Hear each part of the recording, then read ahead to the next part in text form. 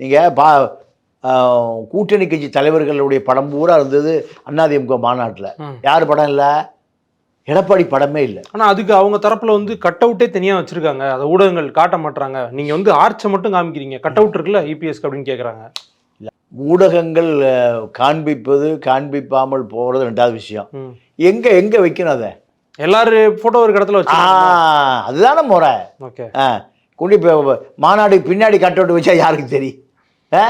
அப்போது நீங்கள் வன்மத்தை காமிக்கிறீங்க. எடப்பாடியை நீங்கள் அங்கீகரிக்க மறுக்கிறீர்கள். பிஜேபி சதி செய்கிறது, பிஜேபி அதிமுகவை கபலீகரம் செய்ய நினைக்கிறது. அப்போ பிஜேபி என்ன சொல்கிறாங்க? ஜெயலலிதா கட்சி தானே, உங்களுக்கு கூட நிரந்தரமான கட்சி இல்லையே. இப்படி முரண்பாடு வந்த பிறகு எடப்பாடி இப்போ பாஜகவை கூட்டணியில் சேர்த்த பிறகு நமக்கு மிகப்பெரிய பின்னடைவு.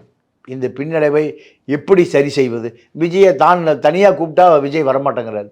பாஜக அழுத்தம் கொடுத்தால் அது ஆலோசிப்பதாக பேசப்படுகிறது.